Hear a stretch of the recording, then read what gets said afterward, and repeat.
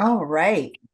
So, I was thinking, should we just go chronologically? Do you want to start the story of like 2022, how we met and how we came into existence? Because some Sure, of these people might not know. sure, yes. In 2022, a fellow survivor from my father's and I were looking for a child sex abuse attorney, and we found one. His name is Boz. I can't pronounce his last name.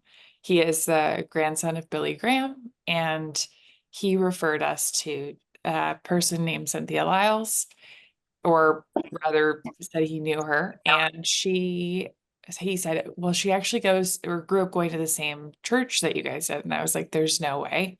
And so then began our relationship. And Cynthia shopped Sherry's case to over 30 attorneys, child sex abuse attorneys in the United States. And no one would take the case because of it's not an institution of trust that you can sue. And so in 2023, Sherry and I went, or actually, Sherry and I went to go visit Cynthia in Portland, Oregon to meet her for the first time after talking to her exclusively on the phone. And during those first couple of days, we found out there was a letter from Doyle Smith regarding Dean Brewer.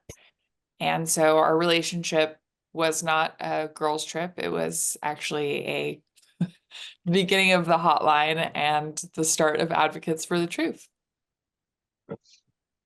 There we go. And I'm a private investigator that works on child sex abuse cases against institutions of trust. So that's why the connection was made. They were looking at a case, and I had told Boz that it was a dead end because there was no church to sue, because here it's not registered with the government. I know it is in some other countries. We don't know where all as of yet, but here there's no path forward. And even if there was, because the money is structured the way it is, it'd be very difficult to get to it. So it was cost prohibitive for the law firms to even think about moving forward with a case. So yeah, then the Dean Brewer letter came out, and we met with Doyle Smith, the author of that letter, for 3.5 hours that night. And then when we were done meeting with him, we started the hotline. So, and then in January, well, actually, Todd Price is here on the call. He started working with me last year. I think in July is when we first talked. And now he helps me with many of the cases. And then in January, we brought on Dr. Bolin, who is a clinician. And then this year we brought on Denise Doucette, who is a corrections counselor. She has worked with pedophiles in the criminal justice system. And then we also have Deb Rose, who is not here this morning, but she's also a retired FBI special agent like Todd Price. So I'll let you guys introduce yourselves, if you will. Tell a little bit about yourself. Well, good morning. My name is Dr. Natalie Bolin, and I've been in the field of social work for 27 years. I spent 18 of those years working in child protective services. I was an investigator and worked a lot of child sexual abuse cases, was considered a court expert in that area, and then went back to school and became a clinician and am trained as a trauma therapist. I'm trained in EMDR and addiction therapy. And I moved over to our behavioral health system here in the States, and I currently am the director over our behavioral health system of care for our county. And we serve over 500,000 people. And I run multiple clinics, inpatient, outpatient, crisis response, um, and medication psychiatry services for our county. Both my husband and I, we still have meeting in our home. We have Sunday morning and Wednesday night meeting. My husband is a school psychologist, and he works in the school system with at-risk youth who have a long trauma history. So he's very well versed in this area too. And just really happy to be with you this morning, and thanks for the invitation.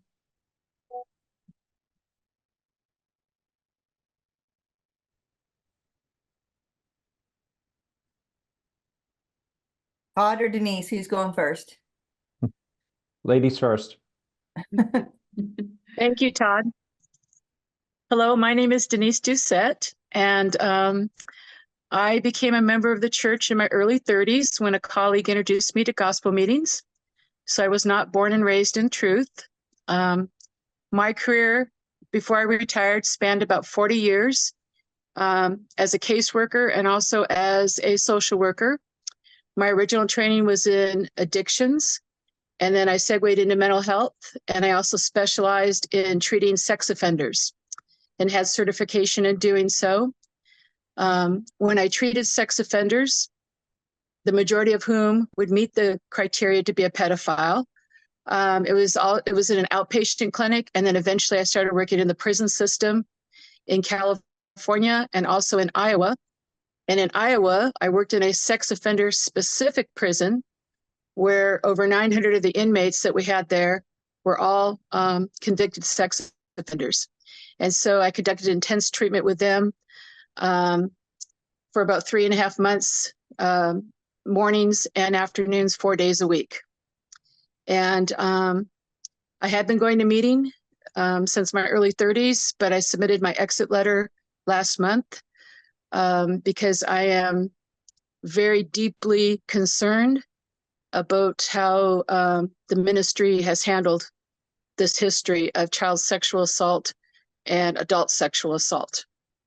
And I'm happy to be here this morning. Thank you. Hi, my name's Todd Price, and I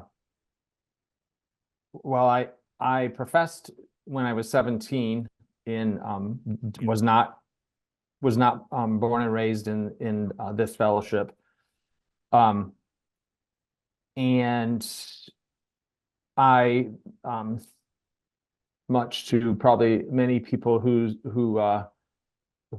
profess at the time could hardly understand that I joined the FBI in 1995 and became a FBI special agent. I have in that capacity, I worked and investigated crimes against children, and also investigated for a time adult pornography, and on a squad that was specifically set up to investigate the human trafficking elements and the international harm that adult pornography causes, and any federal crimes that are associated. Later in my career, I also worked counterterrorism and international money laundering for the FBI. My background is that I'm a certified public accountant. So at the time that I joined the FBI, they were very anxious to hire attorneys and CPAs, and so I joined in that capacity and worked a lot of financial crimes too. I've also been a special agent for the FDIC, which in the United States is the government agency that oversees banks. So I was in that capacity working bank fraud. So I have a financial and human trafficking, crimes against children background, and I am currently retired, and I volunteered, like Cynthia said, with AFTT since about July. Happy to be here.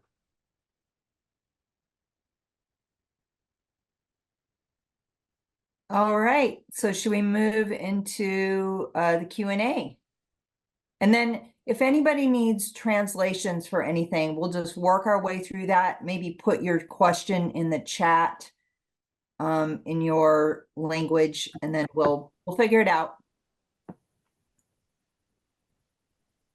Oh, I really quick before we start, I'd actually like to introduce Donna Smith, a trauma therapist and sort of a fairy godmother to advocates for the truth, if you would call it. She's incredible and extremely helpful in all things trauma. So I'd like to bring her into the call. She and Dr. Bolin are resident experts. And so, Donna, if you don't mind introducing yourself, please. Hi, my name is Donna. I live in Alberta, Canada, although I'm originally from Colorado.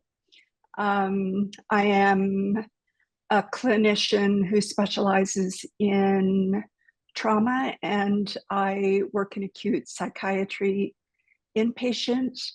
And in the community, I am a trauma therapist. My husband and I have a meeting in our home here in Calgary. And I've been working with advocates on and off in various ways, but happy to be part of the clinical team working with Dr. Bolin and Cynthia and Lauren and Todd and Denise.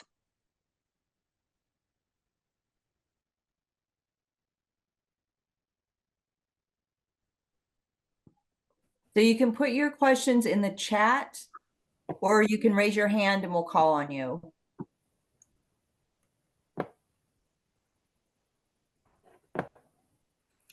Any questions that go into the chat, I will read aloud.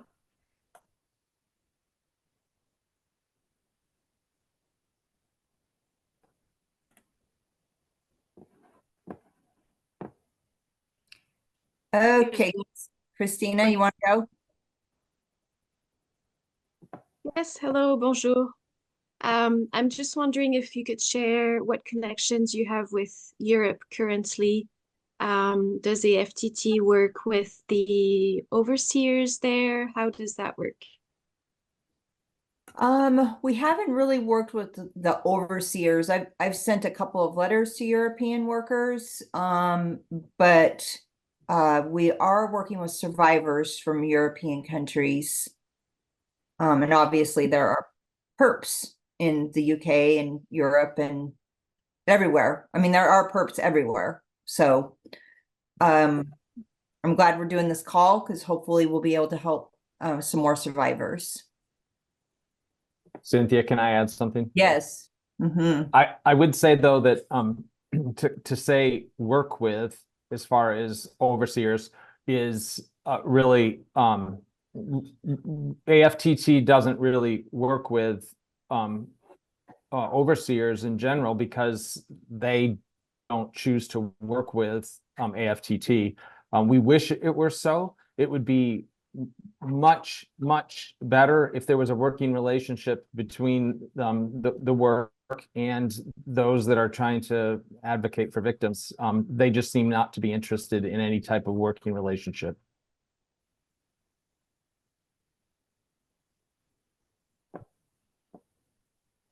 Leonie. Good morning. Nice. Thank you so much, Cynthia, for all the work that you and the team do. I'm just curious to know more or less where are things at specifically in South Africa? Do you get any kind of cooperation? What is the general sense there? Are victims continuing to come forward? Are people speaking up? Just if you would mind just give us a little bit of an overview. You know, we're originally from there, so. Okay. Yeah. So we are working with a group of women who are fierce advocates. And Rona, do you want to say something? Rona is one of those people and she's on this call. And you probably know, Leonie, there are a lot of perps and there has been a lot of abuse in South Africa. Well, you know, Cynthia, for me, one of the most terrible things is you will not believe how many of those perps stayed in our house when I was a kid. So it's been very, very upsetting the last few months to learn after perp after perp after perp. Yes. That were spent lots of time in our home as children. Yes, many of the workers, just for other people who might not know, many of the workers in South Africa have been identified as perpetrators.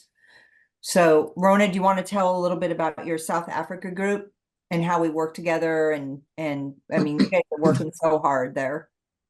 Sure, yeah. So I think most of you know there's a little site that we started. There's a website that's not very busy, but there's a Facebook page, and myself and Janine Hartman and Annie Wright, we run that site, and we get messages from a lot of different folks that have been, unfortunately, have been victims of CSA.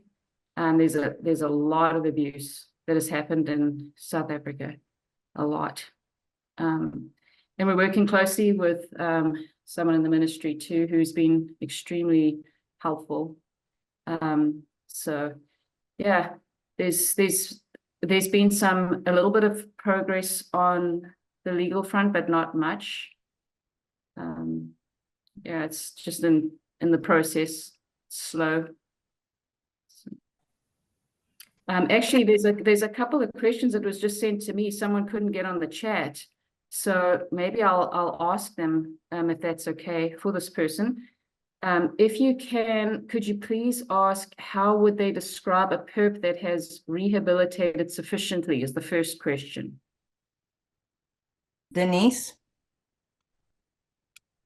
Well, I'm going to be speaking from what would be considered a recovery model. And what I mean by that, if you've ever known someone who has a problem with alcohol or drugs, often their usage, if it becomes problematic, it causes them consequences in their life. And so eventually the individual may choose to abstain, meaning stop taking the drug or the alcohol into their body. And if they choose to do that, the next step would be to try to gain new coping skills in order to be able to deal with their lives without taking the drugs or the alcohol. So that's kind of considered a recovery model. And there's many steps within that recovery model that an individual is supposed to work through in order for them to become healthy. And so it'd be very similar for somebody who's a perpetrator.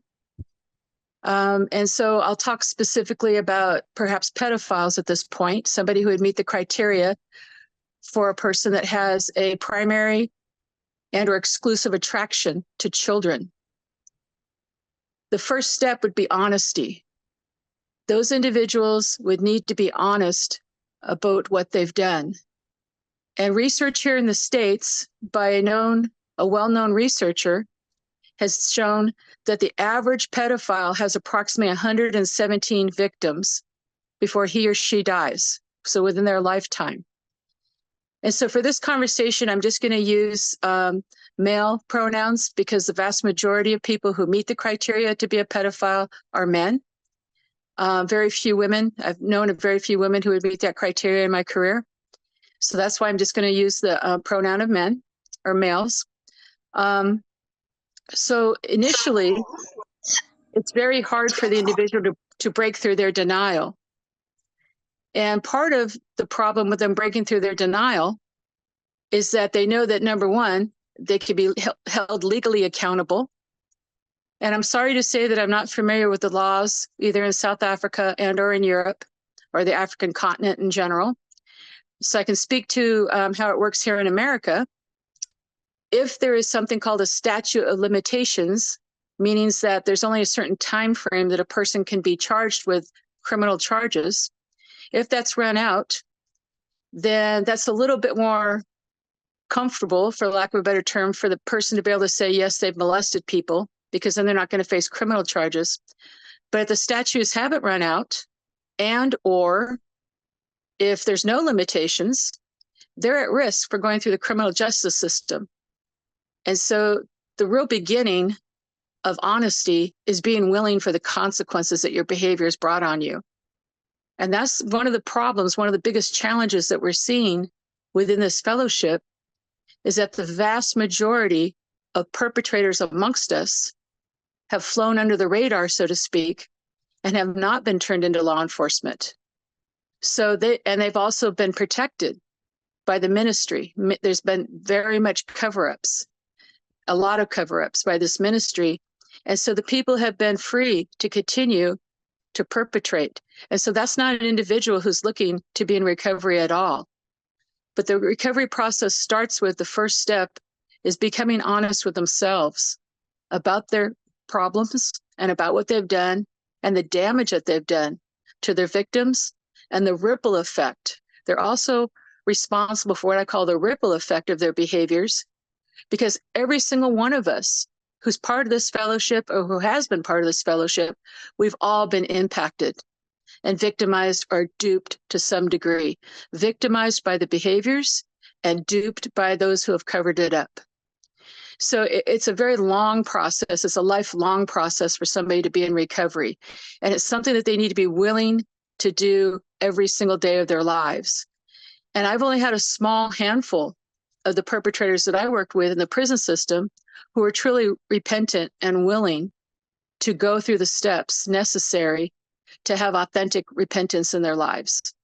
And so while the portion of perpetrators is small, at least for those who are willing to be in recovery and willing to be repentant, there's steps that they can take to try to at least mitigate the damage that they've caused.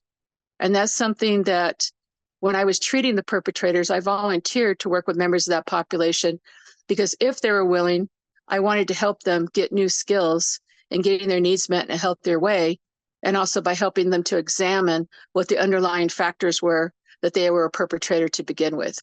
So hopefully I've helped to answer your question to some degree. If not, please ask some more questions and I'll do my best to answer them. Thank you. We have a lot of questions regarding South Africa.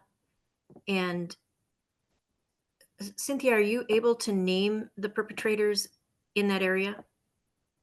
No, I don't think we'll name them. I mean, some are well known in South Africa. If Rona wants to name those, I'll let her. Some are very well known. What do you think, Rona? It's up to you. Yeah, I mean, I suppose we could say, you know, Johan Marais. Most people know Johan Marais. Who also spent time in South America. He did, yeah. Yep, yep. And then, yeah, there's how many perps do you think we've identified in South Africa so far?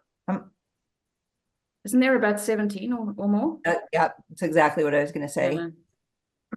Yeah. That's just in a year what we've identified.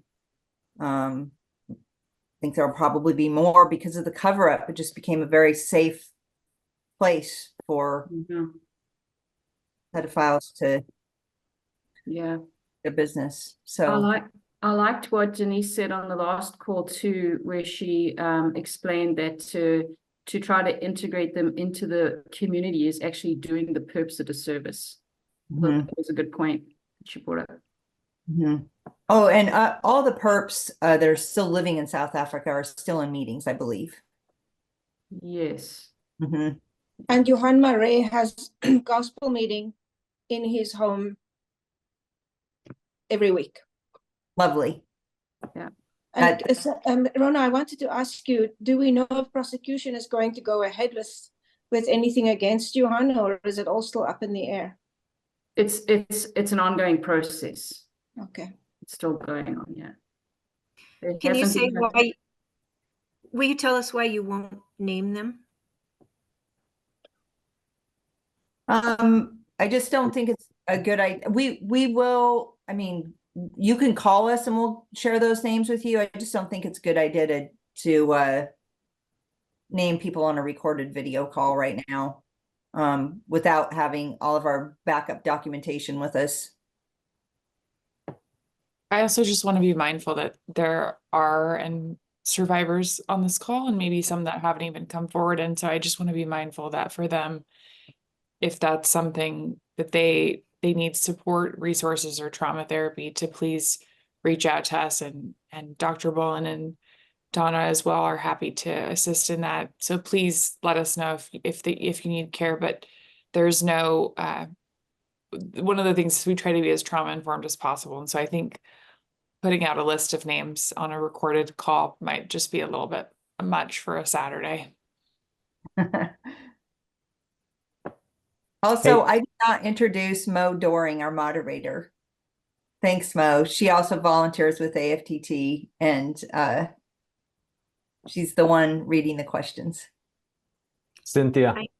Yeah.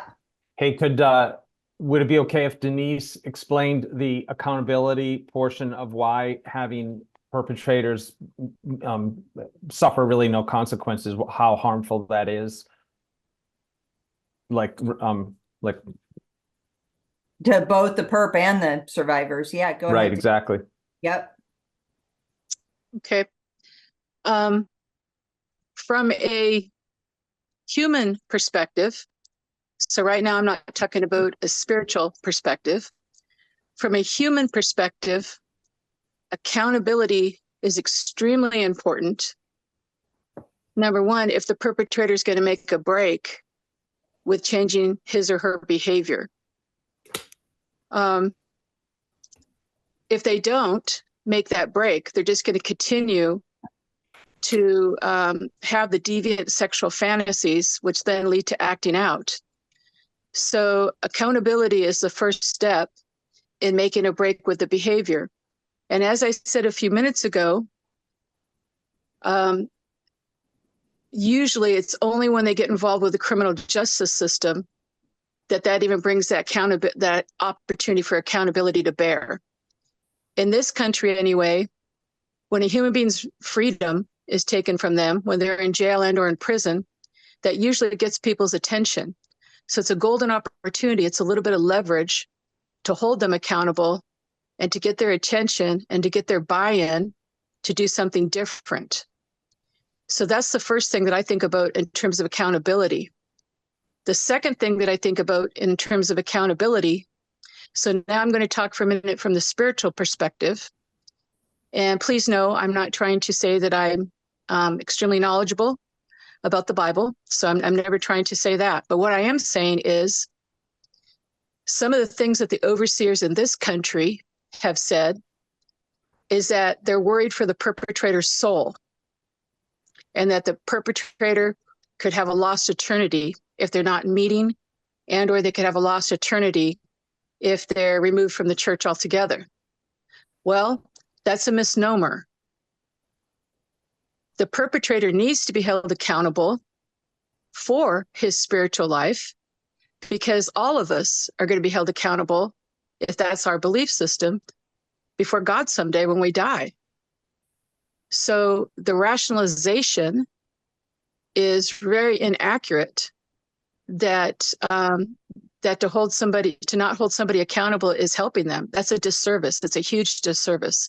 It's a disservice to the perpetrator because they're not going to break through their denial. They don't have that opportunity to break through their denial. It's a huge disservice because they're going to continue to create victims. It's a huge disservice to the victims that they've already created because they're not taking accountability for their behavior. And then ultimately, it's a huge disservice to them because if they continue to perpetrate until ultimately they pass away, which a lot of perpetrators do, they haven't become repentant, because repentance is very important in the spiritual realm within the Christian belief system.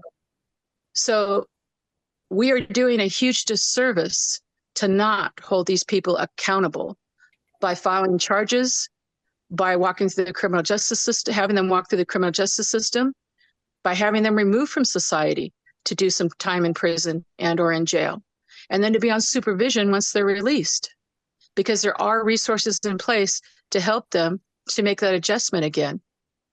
So accountability is first and foremost with trying to help somebody to change. Never in a million years, even if a person has a problem with drugs or alcohol, never in a million years do you just want to support that, something that's harmful to them and something that's harmful to others. Anytime we're supporting things that are harmful, we're doing a disservice to the human being and or to their victims. So accountability is huge. And I liken it to, for any of us who are parents, my children are grown, my husband and my children are grown, but we have 3 grandchildren. And I can liken it to at supper time when a child asks for ice cream for dinner, the vast majority of the time we say no, because that's not a good choice for them. That's not healthy. And of course the child's unhappy, but we have them eat hopefully a balanced meal for supper and then maybe a little dessert. But we have to hold our children accountable for some of the choices they choose to make, because that's good parenting. Accountability is important for humans all the way around. And anytime that we're not playing a part with accountability with our behaviors and holding people accountable, then we're co-signing and or we're aiding and abetting criminal behaviors. Because in this country anyway, all sexual abuse and sexual assault is a crime, is criminal behavior. Hopefully that helps. Yeah, and I'll just add to that, it's really a slap in the face to survivors when the ministry is basically upholding the criminals over the survivors. It's just so emotionally damaging.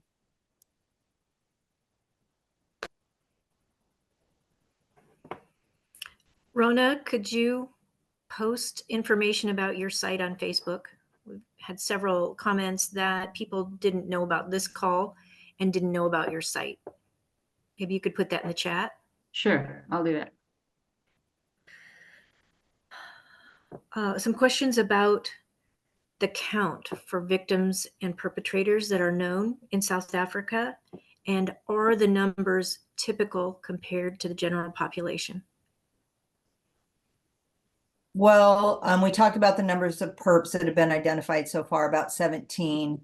And some of those perps, I believe their victim count is very high, and we will never know the true number of victims, but there are a lot. And also keep in mind, some of these worker perps from other countries have spent time in South Africa for conventions. So Dean Brewer was in South Africa not that long ago, actually. So we can't put pins on maps just where people have, quote, labored, right? Because these workers have traveled all over the world, and many identified perpetrator workers have traveled all over the world.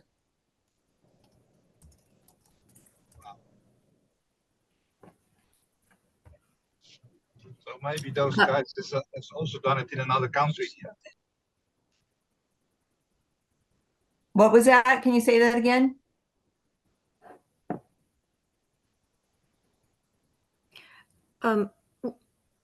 We've got a hand up. Maybe let's take that question next.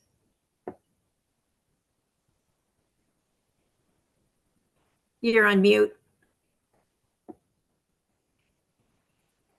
Thanks, Cynthia. There you go. Yeah. Thanks for everything you guys have done. I just want to start off by saying that. But I'm just wondering, in regards to Ireland and the UK, have you guys been in touch with overseers about the alleged perpetrators who have been, say, publicly named, and have you had any response to them? From them, should I say? No, I knew that somebody else was in touch with Ben Crompton regarding David Amos, so I did not reach out to him personally. I did send Ben a letter regarding the Doug Crompton allegations, and I did not hear back from him.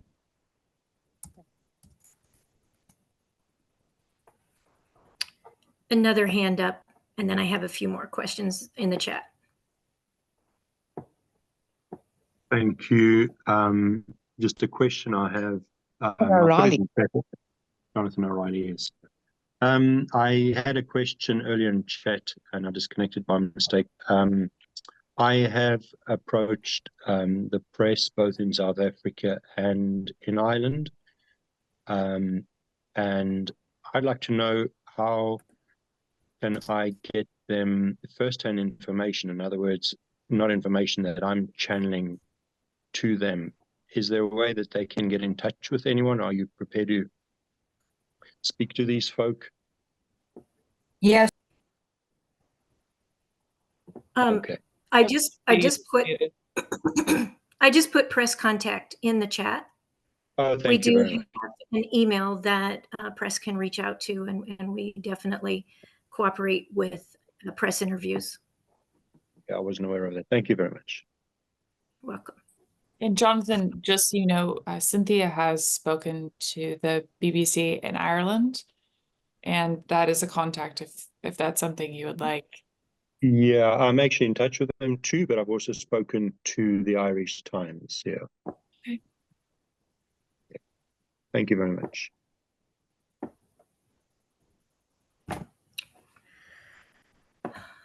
The very first question that came across is explaining that there's a lot of caution in this area to talk about the issue.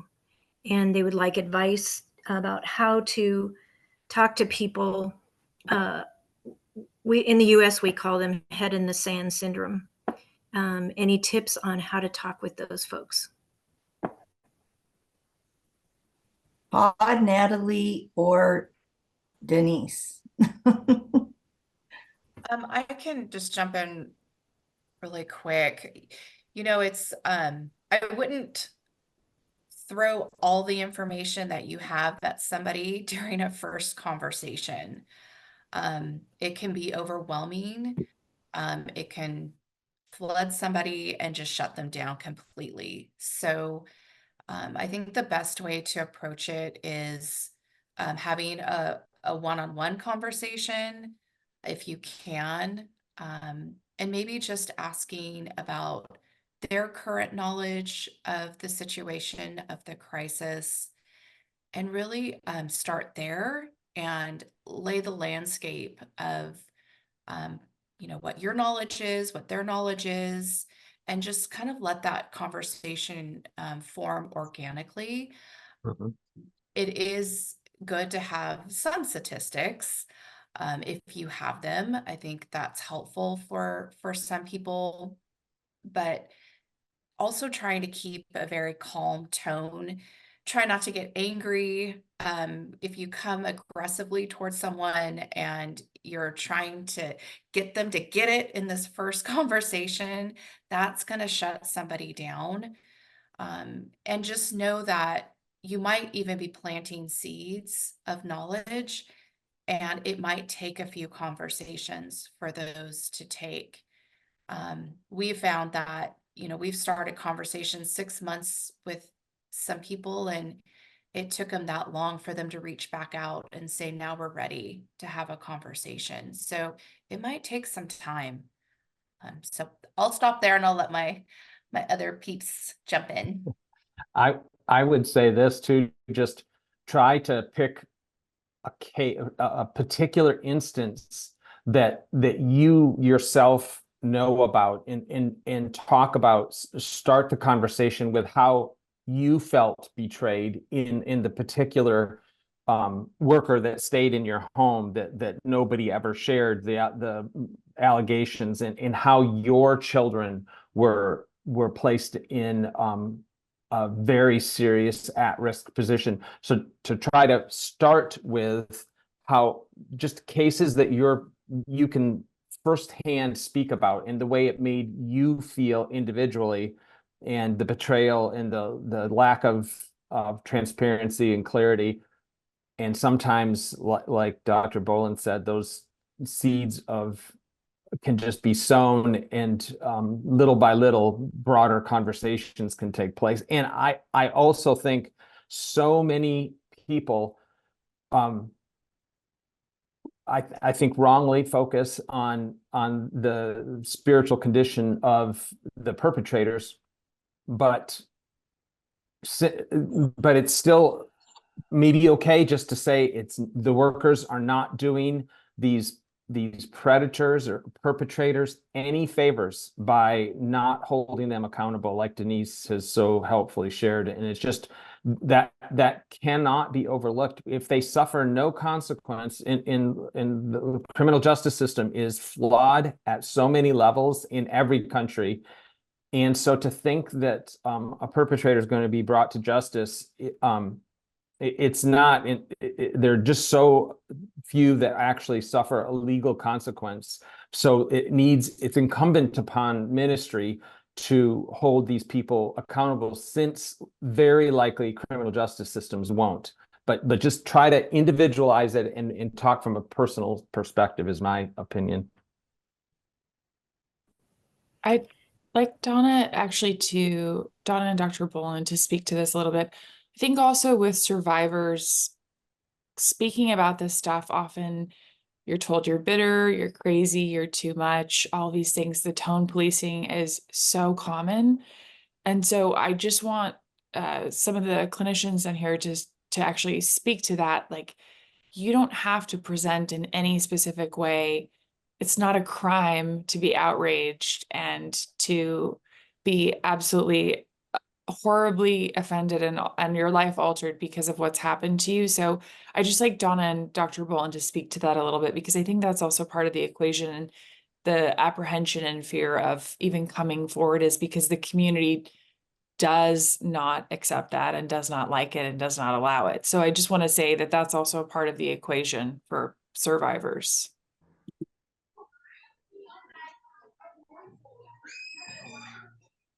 I think it's important to acknowledge that we're really in trouble with mental health in our community, whether it's people in or out, people head in sand, or people fully aware. I think some people have head in the sand simply because they lack the capacity to deal with the reality that we're facing. I also think all of the publicity and all of the stories coming forward is particularly triggering for survivors. And we are seeing more suicidality, more than we ever dreamed. I can't stress that enough. We're kind of in trouble with mental health. And this is where I get a little desperate that we engage with people in positions of responsibility to care for people in the ways that validate them, do not silence them, acknowledge their pain, give them resources, let them know that they're cared for, that they're loved, that they're valued. Because the language and the attitude that we have used historically with survivors has been to tell them to forgive and submit and let it go and get on with life. But so often people don't understand that their neurobiology has been forever changed. And that's not fixable by just never talking about it. We have to be there for people in ways that are very confronting. And that is listening to some really hard stories. People have been silenced for about 120 years. As Christians, what do we do if we follow the example of Christ, and that is to love people? And I think we need to respond with love as a community. And that's being careful with our language, being careful how we interact with people, not judging. And we can model that even for the ministry and how we care for the most wounded amongst us. It really is our privilege.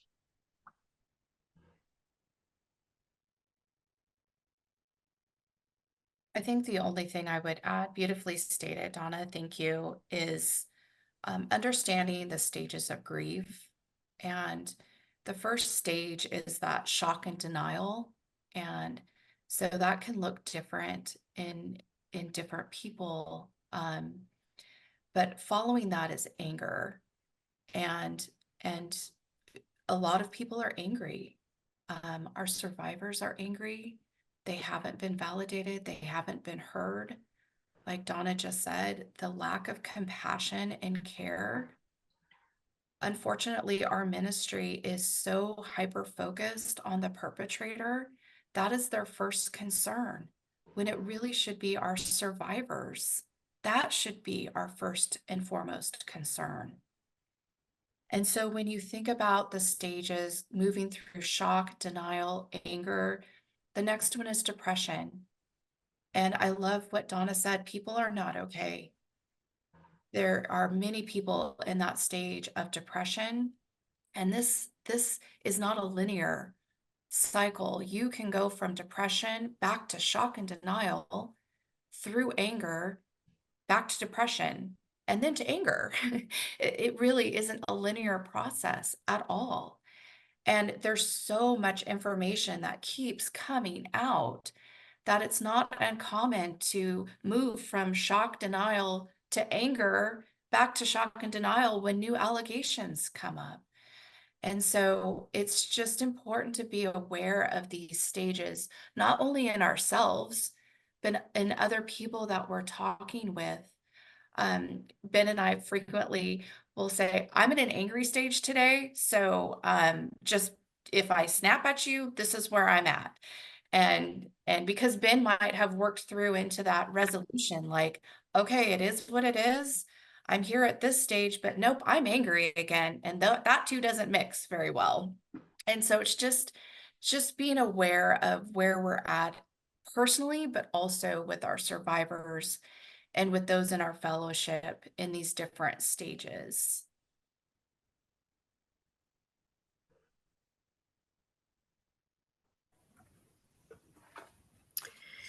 Some questions about the workload. How does the workload in Europe compared to the US? I think is the best way to ask that. I would say we really haven't had a lot from Europe yet. We have some allegations, but not like we do from other parts of the world. Does that answer the question? Whoops, you're muted, Mo. Can't say if that answered the question, but there's a related one. Okay. The Ministry Safe program encourages perpetrators to come forward voluntarily. Is there any evidence that that's working in this community? That doesn't, I don't think that works in any community. Denise, do you want to answer that?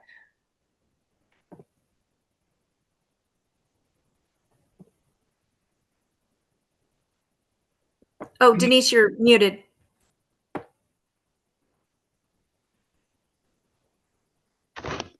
Okay.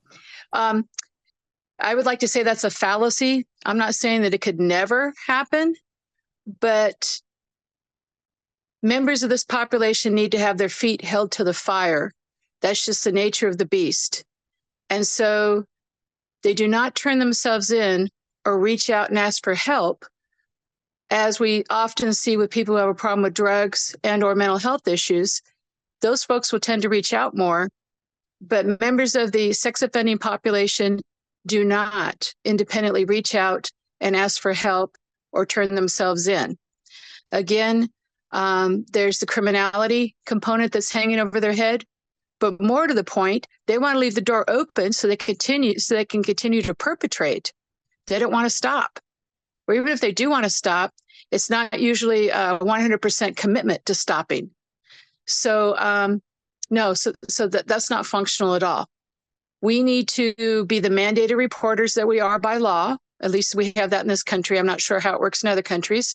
And or we need to be a united front as upstanding citizens to hold these folks accountable and turn them in and let the system process it to the degree that they will process it, because at least that's attention getting. Often we have to really strive to get these people's attention.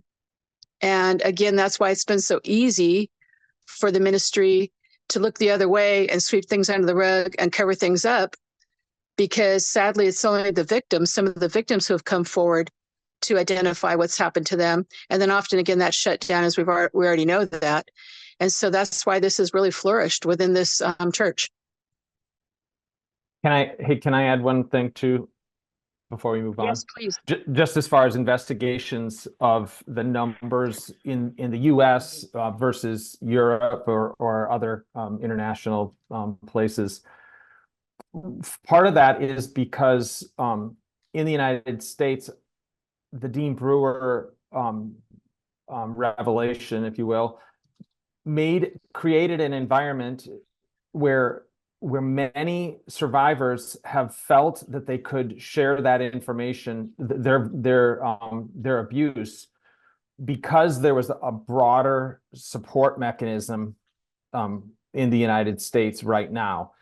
But that isn't the case necessarily in every country, where workers have just operated with a business as usual point of view.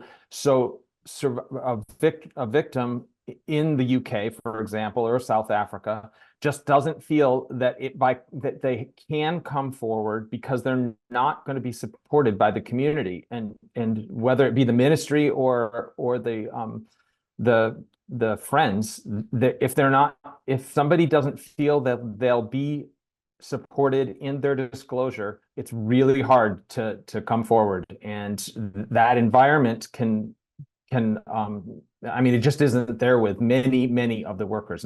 I won't say all, but many of the workers don't support the disclosure of abuse. Did it make a difference that Dean was deceased? I'd like to backtrack 1 second. I just want to say that in the UK and in South Africa, we support many survivors going to therapy. So what might communally or, and in a broader sense, seem like there's a quietness or a lack of awareness, there are survivors doing the work. There are survivors that are coming forward. And I want to say, like, that is amazing. And we want to applaud that. And also, if you come to advocates, we have support for you therapy wise, and those resources are waiting for you and for others, so just because it might not seem that way, maybe perhaps in your community or maybe in your family or extended family, please know that there are survivors doing the work and that have come forward and that are brave as shit and amazing. So please know that. Yep. And I saw a question about a support group for those in Europe. Of course, Rona and the other gals have the South African group. UK has a Facebook page. And I've talked to Christina. I would love to get a group of people together to start an EU Facebook group.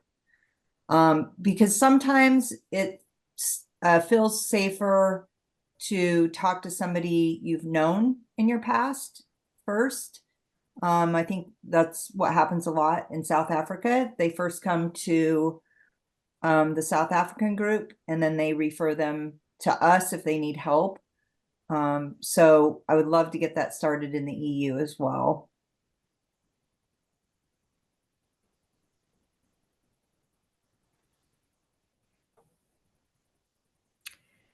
Okay, the question about Todd, you had mentioned something. Did it make a difference that Dean was deceased? I'm going to say no, because the survivors that came forward were not Dean Brewer victims.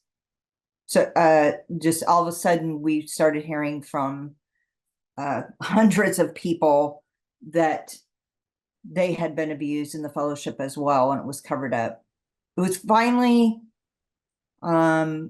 exposure big enough, the Dean Brewer revelation, that this senior worker had been living a double life. Well, survivors know this story well, right? So it's like, well, I'm not shocked. I've been living this, and workers have known, and they've covered it up. So I think that's why so many people came forward, and the news got around here faster. Although it didn't make it all across the country for many months. It was well known on the West Coast at first, and then it kind of slowly trickled across the states and then the rest of the world. But I'm pretty sure Dean Brewer, he spent time in Europe and the UK and South Africa. And he was all over the world.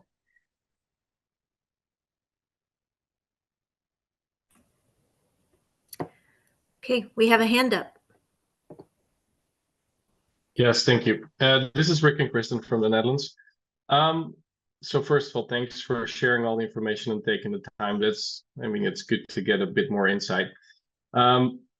So my question, like what we've noticed is, so my wife's Canadian and we know a lot of workers and friends, so we're a bit more involved. And we've noticed that a lot of people here, they don't know too much, or they're not aware of all of the crisis. So, but they see perp alerts and stuff, and they feel like, hey, man, this is thrown on the internet. How does that work? So could you elaborate a bit more on how that works? Like what leads up to publishing someone's name with a perp alert? Yeah, so a survivor comes forward and we kind of got a decision together about disclosing the perp. You may have noticed lately I've kind of been focusing on former workers. I feel like it's really important to disclose former workers because they've traveled so much and been in so many homes, because we want to get the survivors help if we can. And so if that encourages other victims to come forward with their story, we want to let them know that we are aware that this worker perpetrated against children. And with other ones, it just depends. There's lots of variables that go into a disclosure, but they're very survivor led usually. Rick, does that answer your question? Yeah, I mean, I guess it's tough. I mean, we're so aware that there's a crisis going on, but some people that don't know any victims or haven't heard from people that know victims, they tend to be, a bit scared or hesitant or critical and to believe what's going on. So, and I don't blame him for it because, like at first when we figured out, like we could hardly believe that this was happening. So, it's good to hear and get a bit more insight. And is there any more stats on Europe mainland? Because like as far as we know, there's very few cases on the mainland Europe. Is there anything recorded? Before with we you go guys? into that question, I want to go back to something you just said. Denise, can you speak to and Todd as well, just like what you guys see clinically in terms of how common it is for denial and for people experiencing that? Because Denise, you talked extensively about that, and I think it's an important part of the conversation. It's like, I didn't see it happen, or I wasn't there, I don't know a victim. I think those conversations are really important to have because those are common head in the sand techniques and also avoidance. So if some of the experts could speak to that, that'd be great. Yeah, and I'll also throw something in here before they talk. There is no upside to a survivor coming forward in this environment. Zero. So the workers like to use the narrative. I mean, I've heard it a lot lately that most of these allegations are false. They're not. Todd and I have identified one so far that we have an issue with out of about 840 right now. So they're not false, and there is zero upside to a survivor coming forward in this environment. So go ahead, you guys.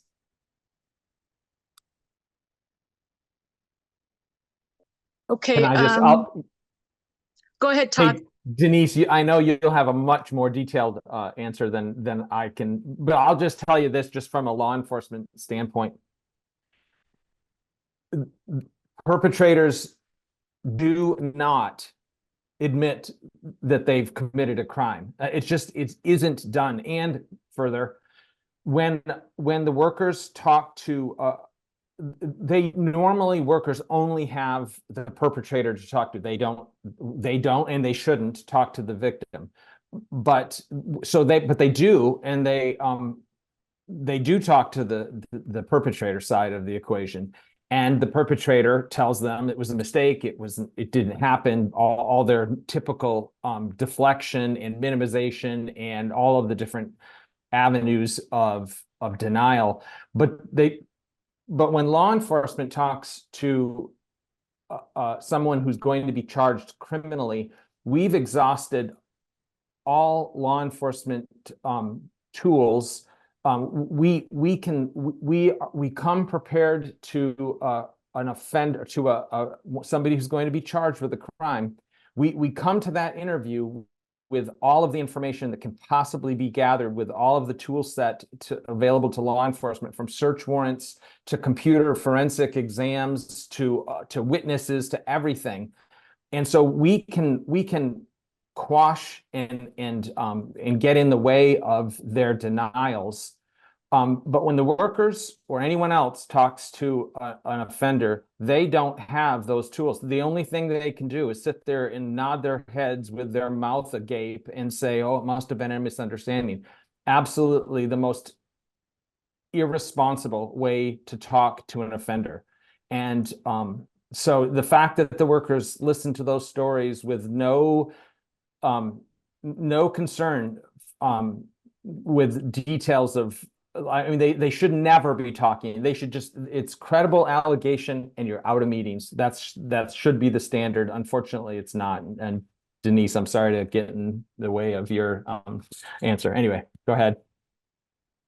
Todd, you didn't get in the way. You just laid the foundation for me. Thank you. I want to underscore everything that Todd just said. I would like to say that I was fairly well trained in helping a perpetrator bring out the truth regarding his behaviors. However, nothing is 100% in holding these people accountable, any of the tools that we have. So with that said, in my situation, once an offender came to prison and was placed in my group for group therapy, I had many tools at my disposal. I had the charges that he was convicted of. I had the court reports. I had the victim statements. I had the police reports, the investigative reports. I had collaborative reports. I had his rap sheet, meaning his list of criminal behaviors historically that he'd either been arrested for, charged with, or convicted with. I had his mental health information. I had his physical health information. I had his substance abuse history, if there was any. I had any past polygraphs, if he had those. And I also had a polygraph hanging over his head. He had to pass a polygraph examination in the prison setting, as well as pass group therapy before he could be released. So if you look at somebody's freedom being on the line that he needed to essentially perform in order to get out of prison, that was some motivation for him. And they still had denial regarding what they'd done. And they still only wanted to admit to what they'd been caught for. And that was unacceptable in terms of the group therapy process. I held their feet to the fire to the best of my ability for them to identify every single victim they ever had in a chronological order, and also every single behavior that they did to the victim and all of the grooming that they did leading up to victimizing the person. And I really want to say quite strongly, and Todd has said this before, he was an FBI special agent and he still could be groomed. I was a person who specialized in sex offender treatment, and I still could be groomed. And if we don't like the word groom, we could say manipulated. And I would have the perpetrator say to me, oh, you think I'm lying to you? And I would say, no, not at this stage of the game. I think you're still lying to yourself. Because often they have, with the denial that they have, they're not even admitting to themselves what they've done and the extensiveness of what they've done. So if they can still manipulate professional people who are specifically trained in looking for the red flags and dealing with these behaviors, there's no way that lay people, for instance, people in our ministry and or just people in general, are going to be able to truly get to the heart of the matter. And I love what Todd said, and I agree wholeheartedly that if there's a credible allegation made about anybody, they should be out of the meeting immediately. And then there should be some other sanctions as well. And when I was dealing with an overseer here in this country, an overseer that I knew fairly well, he kept saying, well, what about the perpetrator's soul? And the perpetrator saying he didn't do it. And I said, well, there's credible allegations. And I also defined what that meant. And the overseer just kind of shook his head and said, I'm just concerned for this man. And so I just kind of stopped him in his tracks and I said, how many allegations have been brought out against you? And he was kind of taken aback, and he said, well, none. And I said, exactly. Statistically speaking, where there's smoke, there's fire. Statistically speaking, in terms of the well done research over the years, there's very, very few false allegations made. Very few. Anytime a victim comes forward, we need to honor the fact and treat it as if something has occurred, period. And so, because it's a huge, huge disservice, and this has already been touched upon, it's a huge disservice to not believe the victim or to quell the victim, the victim, what they're saying, and or to cover it up or sweep it aside. It's a huge disservice. And I just want to say about Dean Brewer, does it matter whether or not he's already dead? No, it doesn't matter. A lot of victims that I've had in my practice, because I've had more victims, truthfully, than I've had perpetrators, statistically speaking, because a lot of people who have drug and alcohol problems and or mental health problems have a history of being sexually assaulted or abused. A lot of times it's even important for the victim, for the victim to hear the perpetrator say, yes, I did something to you. They need that validation. They need that confirmation. They need people to know that, yes, this truly happened to them from the perpetrator's mouth. So whether Dean Brewer is dead or not, or whether all the other perpetrators amongst us historically are dead, that's a moot point. It still needs to come out. It still needs to be aired. It still needs to be identified. So, but these people lied to themselves, let alone to the rest of us, just in the beginning of it. And they lie extremely well. They're extremely good at deception and manipulation. So again, these people need to be identified, and they need to be turned over to people who are trained to professionally deal with them. So hopefully it touches upon what we wanted to talk about. I would just, we used to say in the crimes against children squad, these predators are the best criminals there are. They've lived a huge, usually since their adolescence, they've lived their entire life lying and learning to manipulate, and they're the best. They're the best criminals. They're not like methed out bank robbers that commit some of the stupidest crimes on the planet. These are thoughtful and manipulative predators that cannot be underestimated. They will do it. They've done it their whole life. They'll continue to do it until they get caught and or are held accountable. And they often and mostly aren't. Correct. I want to say too that for survivors, the cost is so extremely high inside this community to come forward. I don't think there is, another community that I know of that the cost is so high. You risk loss of family, the hierarchy shunning you, excommunication. I mean, being not believed. I think Dr. Bolin and Donna should speak to that a little bit. The cost for survivors to come forward is so, so exquisitely high.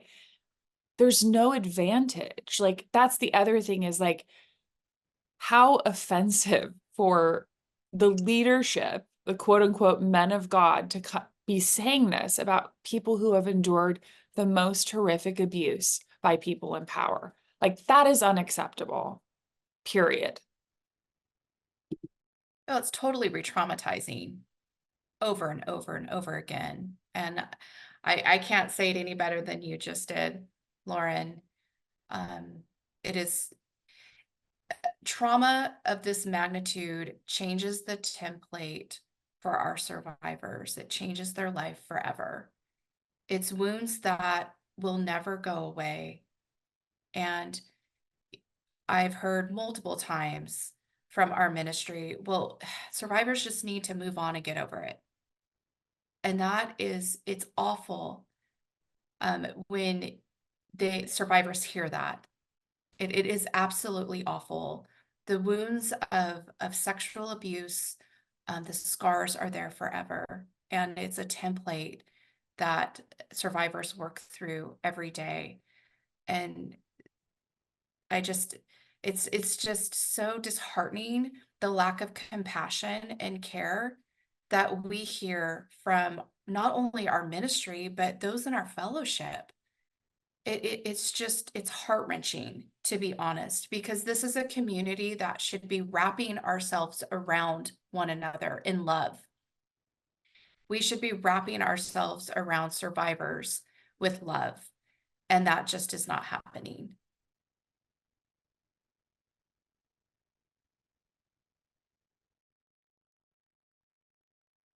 Oh, Donna, you're muted.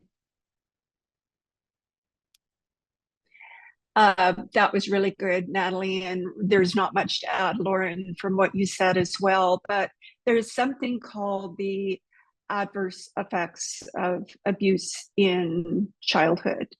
And what happens because of the neurobiological changes to people who have experienced abuse is that statistically, as we gather research across their lifetime, we see that they tend to have more mental health issues, more addiction issues, more relationship problems, struggles with communication, struggles with learning.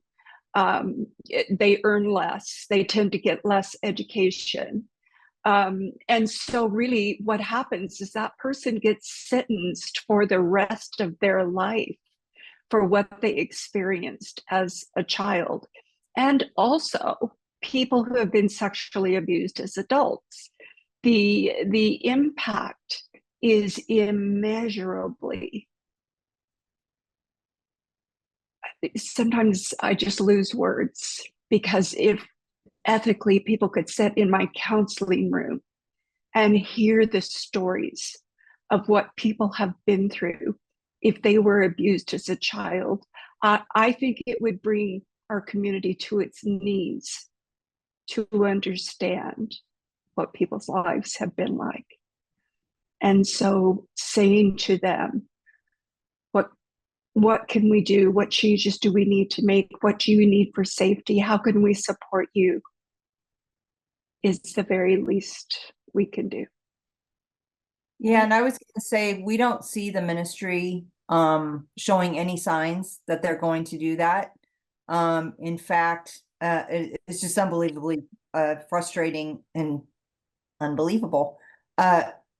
Today in the United States, there's an elders meeting with some workers to talk about getting a convicted sex offender back in meetings. So that's where we're at. And I think it's the same all over the world. I mean, Rona said Johan Marias has a meeting in his home, and he has allegations known to the workers. It's just absurd.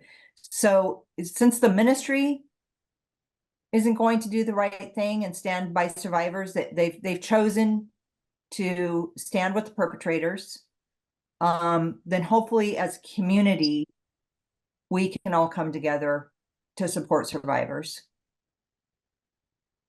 I think upholding and uplifting every survivor that's come forward, there is a solidarity, a reflection, and I want to say that the survivors have had to do the hard work and to uphold this, and that is not fair.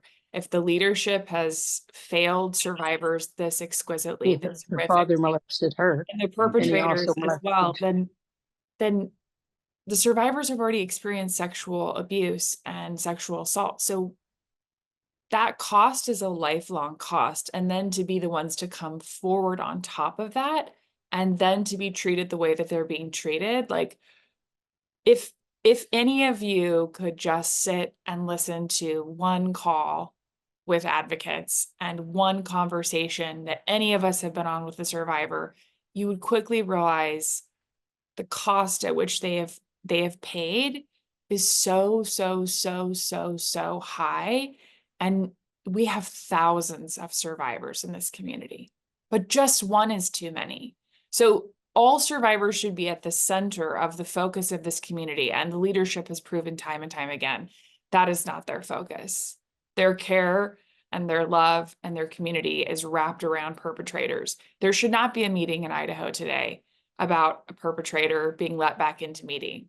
That should not exist. However, that is what this community has been for 100, 120 years.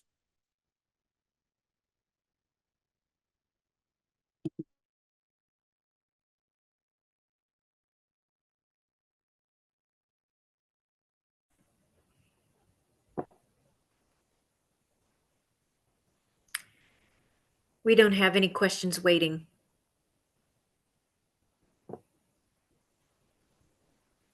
Anybody else want to raise their hand?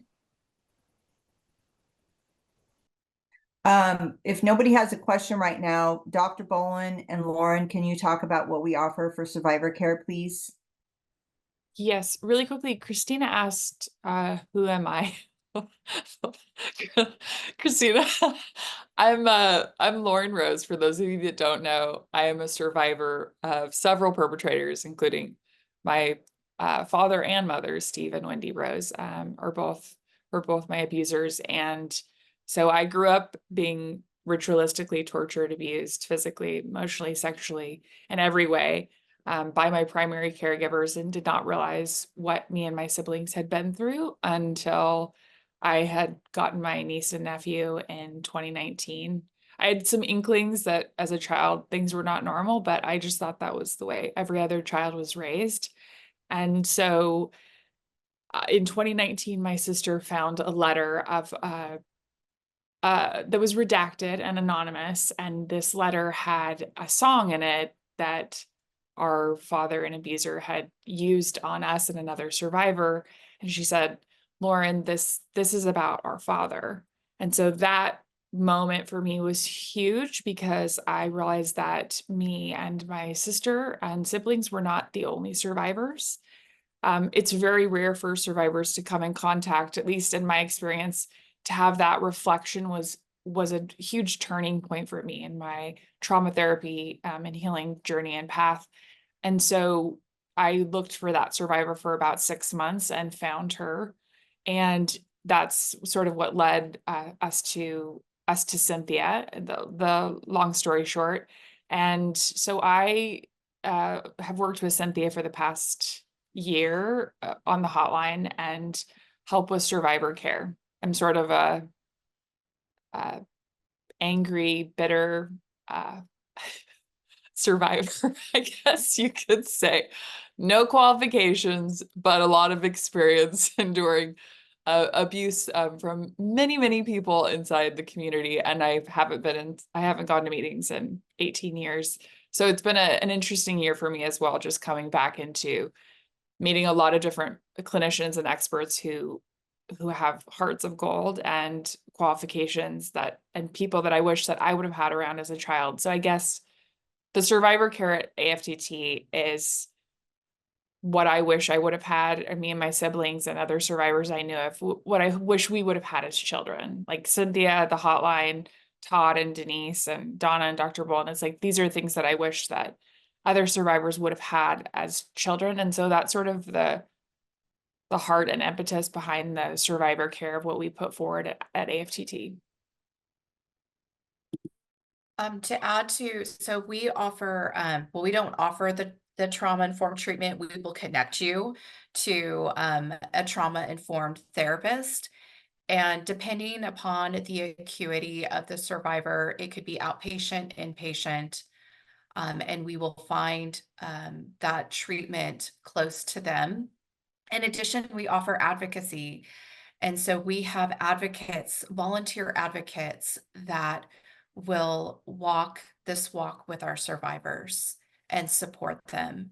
And truly, truly, it's communal care. It's wrapping around each of our survivors. It's helping with if there's any barriers to treatment, to try to take down those barriers, whether it's transportation or connecting to other safe people in that area, to provide that wraparound survivor care. And so we're available to help make those connections to the mental health. And like Lauren said, it's nationally, internationally. We work with Fund Recovery, which is a third-party vendor that has just a vast network of providers internationally as well. And then we have Little Hooves that we work with in the States that provide that inpatient equine therapy care. And so we just encourage, if you or you know somebody that needs mental health support, please reach out to us. We'll be happy to try to help connect you either through your insurance. If you have no insurance, we'll figure it out. We get really creative in those things.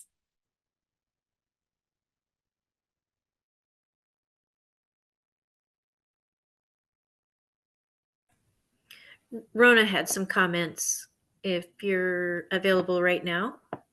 Rona? Yeah, so there was a question that was asked about how many of the perps in South Africa were or are in the work. So we had a look at our spreadsheet, and we were off on the numbers big time, Cynthia. It's actually the total number that we have on the list is 30 now. It's been a while since we looked at the spreadsheet. So there's 30 on the spreadsheet. 18 of them were while they were in the work.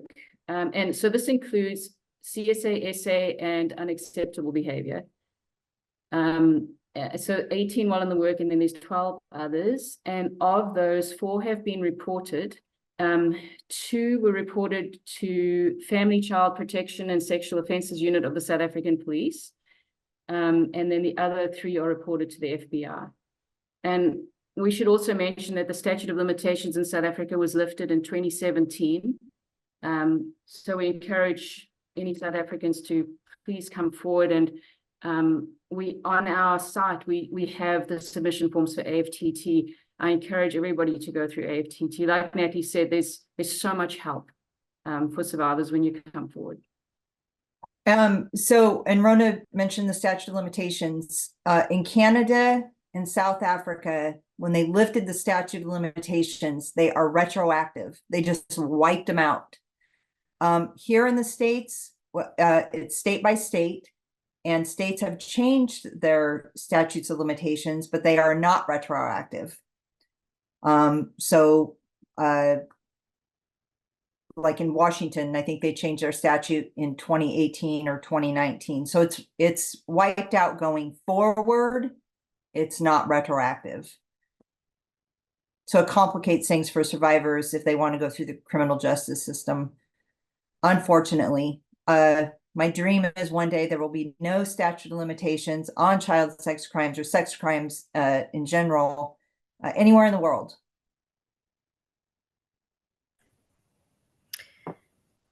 Rick, you have your hand up. Yeah, well, I see Christina asks about the FBI in Europe, and I wonder about stats for mainland Europe. Is there anything that you can share about that?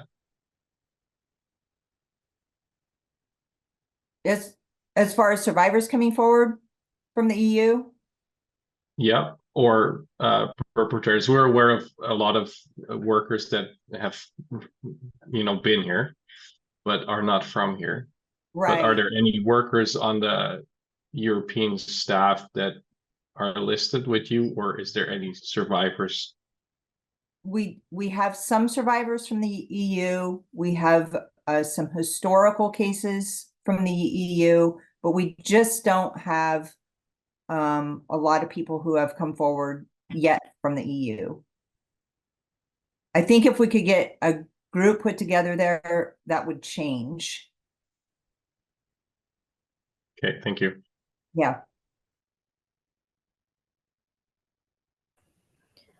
Can you explain the statute of limitations? That's a time limit that you have to bring a case forward against a perpetrator in the criminal justice system. There are time limits. There are limitations, and it's a statute. It's a law that places a limit on how long you have to bring a case against someone. Some of the statutes are horrible. You have 3 years from the time, say you're abused as a child. Some statutes are you have just a few years after you turn 18 to go file a police report and hope that a prosecutor will press charges. And by the way, the average age for a victim of child sex abuse to come forward is 52 years old. So the statutes just make no sense.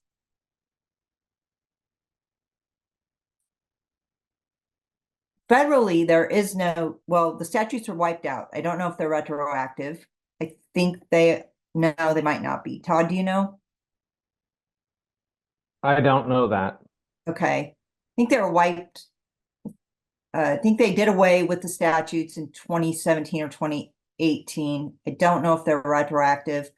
Todd, do you want to talk for a minute about the difference between crimes that fall under the federal statutes compared to state statutes? Yeah, so in the United States, the crimes can be investigated federally, which means because they have a federal nexus in that they are committed against the crimes of the United States. And so the FBI investigates those crimes that have federal jurisdiction. Every state then has their own laws that they can also bring charges against. So many of the crimes that we're discussing, crimes against children, are investigated at the state level. It's only for certain crimes where there's a national, like a federal nexus, where a charge could be brought in the federal system. In the United States, most of those types of crimes, there has to be interstate. So that, like, for example, trafficking children across state lines or traveling across state lines to commit a crime against children, those could be considered crimes that the FBI would investigate. In the case of the national victim online survey, the VOS, that we call it, that the whole FBI announcement of a call for victims to come forward, that is because the FBI is investigating violations of federal law that concern this fellowship community. So that's the kind of heart of it. Does that answer your question, Cynthia? Yeah, and then the FBI has also encouraged the survivors from around the world to report. So just because you're in the EU or South Africa or the UK, wherever, and a crime was committed against you, go ahead and report it to the FBI. Mm-hmm. The form online is pretty straightforward. You do not need to go into a ton of detail. And it'll give them a heads up that you were abused in another country. And they can kick it to well, Todd can explain better than I can, the FBI lead at. Yeah, so when an international report would come into the FBI, they would pass that to the FBI's legal attaché that are assigned to all of the embassies throughout the world. And then the legal attaché that's an FBI special agent would share that with law enforcement in whatever country the report related to. So, for example, if there was a crime, an abuse that took place in the UK, they would pass that to Legat London, and then they would share that with the appropriate law enforcement in the UK.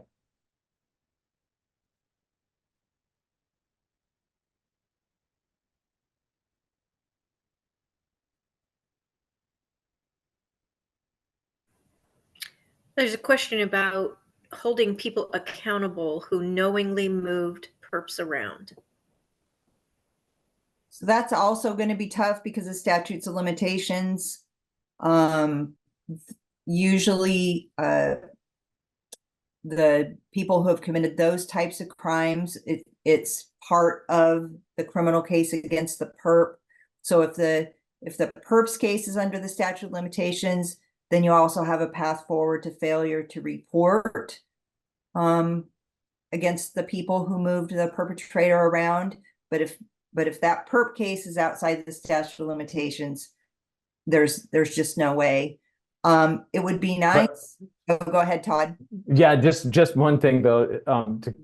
If it, like in the component, so in the question it was knowingly. So if there was an interstate knowing movement of a perpetrator, then, and if that could be proven, those are the elements of the federal crime that it's essentially human trafficking. It falls under what in the United States we call the Mann Act. It's MANN, and it's the federal law that that most of the crimes against children, as far as human trafficking, are investigated under the Mann Act. And if there's a knowing component, and that's difficult to prove for law enforcement, but if they've knowingly transferred somebody across interstate lines or international lines, and you can show the various elements of the statute, then that could be, and that is the essence of what the FBI's would like to be able to prove in some of these cases. So there is the possibility, if you can prove that knowing component, which is again, it's difficult from a law enforcement standpoint. Is one of the components that they knowingly move them for the purpose of abusing more children? Yeah, yes, so that's the component of it that makes it very difficult. Though we don't know all of the evidence that the FBI holds, and they're not sharing, and nor do they, the ins and outs of their investigation with anyone. So I would just say, for all of those kinds of things, if there's communications or information like that, please report. Don't report it to the FBI, even if you're in another country. Don't hesitate. So the more they have, the more they can get a whole grasp on the totality of the abuse system-wide or fellowship-wide that's occurred. Mm-hmm. And we're learning about workers that had allegations. So allegations came forward to the workers in the region where this worker is laboring, and then the next move is that worker with allegations is in a foreign country. So there has been plenty of that.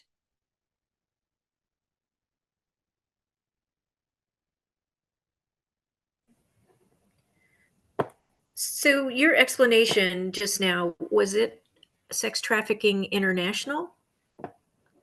There can be sex trafficking across state lines, and there can be international trafficking. Very similar? Or is there more explanation for the international version? I don't think so. Is there, Todd? Yeah, no, actually the statute covers both interstate and international components. So it's whether it transits a border of a state or the border of the United States. The elements of the crime are the same. So yeah, it really, for the purposes of charging somebody under the Mann Act, that the international or interstate component isn't significant. So okay. We have a hand up here. Jay? Just unmute. Am I saying your name right? Is it Che? You're muted. Okay. Still muted. We're not getting sound. Can't hear you. Not hearing you. Now we see your microphone, at least. Try again. Okay. No sound. Okay. You hang tight. We'll come back to you, and you can play around with whatever buttons you have there. Okay.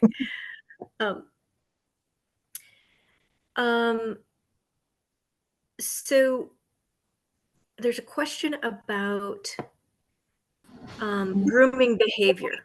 There's a wider definition. Che, are you back? Can you hear me now?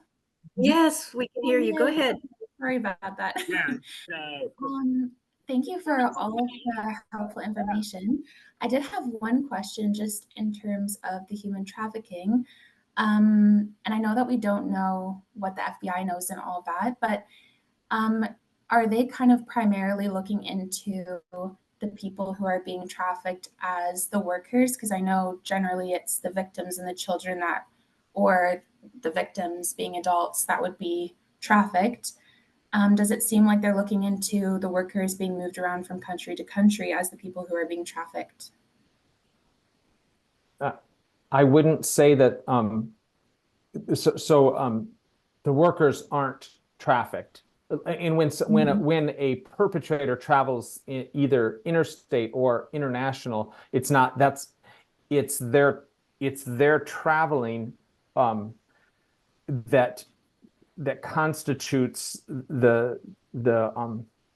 So, for example, if someone traveled to a foreign country and then abuses children in that foreign location, they have traveled to facilitate this crime, and that is the component of the human trafficking. That it's not that the workers are trafficked or a predator. Not even take this outside of the fellowship. It's that person traveled in international or interstate commerce to facilitate crimes against children. This is the abuse that we're talking about. But so it's not trafficking in that element. But it is a part of the Mann Act. Now, then human trafficking could be where children are moved, or a victim pool, if you will, is trafficked across interstate or international lines. Then that is considered trafficking. It's the traveling of the offenders isn't the element of trafficking. So does that make sense? It does, yeah, thank you.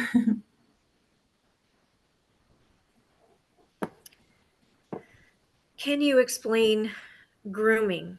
Apparently there is a wider definition overseas than in South Africa. That's probably a good question for Denise.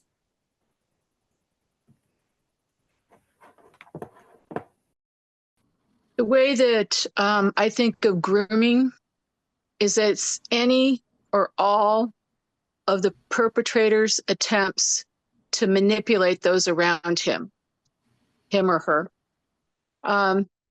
So one way that it's talked about is that the perpetrator will groom the gatekeeper to the children. So I'm using that example to say that, again, all of us have been groomed within this church or within this fellowship by the various perpetrators and or by the leadership in the ministry who are covering up for the perpetrators. So simply grooming means to manipulate somebody to get them to believe things that'll help you to do your behavior under the radar. So for instance, when a worker who's a perpetrator stays in a home, that worker not only wants to try to groom a child that they may be sexually interested in, but they want to groom the parents as well. So the worker wants to try to enlist the parents' trust that he is safe to be in their home and that he is safe to be amongst their children. So the perpetrator, and a lot of them reportedly have been very beloved people amongst us. An example could be, a first-hand example could be a person in the California field was a worker, and he even stayed in our home. And thankfully, our girls at the time were young adults, and he was interested in children who were younger than them. But he was very pleasant. He was very kind to us. He was funny. He had a great sense of humor. He had a wonderful way of presenting things about the Bible and from the Bible. And so he was very much beloved, and he was very seemingly trustworthy. So he would groom the parents in the home by us feeling comfortable with him, so that then he could, under the radar, so to speak, then try to sexually assault the children. And so it's simply a way of manipulating to get what they want, is a good way to look at grooming. And there's a whole list of grooming behaviors on the internet from various organizations. And often Natalie and or Donna, who treat primarily victims, certainly has a long list, can have a long list of grooming behaviors and help the victim to identify how they were groomed. So please, Natalie and or Donna, if you could flesh this out further. But that's kind of my perspective on it, of how I was trained about it, that is simply a long list of manipulative behaviors. Thank you, Denise. I think one thing to add is that grooming behavior can take years. A lot of times the abuse doesn't happen right away. Perpetrators, they are very mindful of what type of victim that they want or they choose. And so sometimes it can be the relationship that the perpetrator has built with the parents, so there's easy access. It could be like filling maybe a void in a family structure. A lot of times we'll see single moms where a perpetrator will either become a boyfriend or a father figure to the children, and that's how they gain access. And then there's a lot of desensitization behaviors that start occurring. So a perpetrator might start with just putting a hand on a child's shoulder, and then that behavior becomes escalated. So then it's a hug. Then it's sitting very closely on a couch and really trying to push personal boundaries to see how far they can get before maybe somebody calls them out. I've heard a lot of behaviors of children being sexually assaulted in front of their parents, happening at the dinner table, underneath the dinner table, happening in the back seat of the car when a victim was driving to gospel meeting. They were being assaulted in the back of their car. Their parents were in the front of the car. So these types of behaviors, many of them are done in secret, many of them are not. And so we do see that escalation of behavior, and it escalates over time. And then that maintaining the control of the environment. So red flag might be that the worker goes to a certain house more times than other homes. There might be a reason for that. So there's just some things, and that's all I can think of this morning, but maybe Donna has something more to add.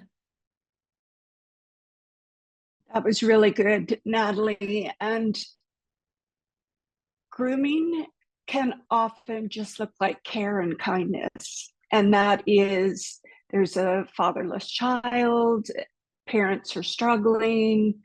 It can look just like someone being helpful. And this is where we learn, or we are gradually groomed to allow someone to have access to children.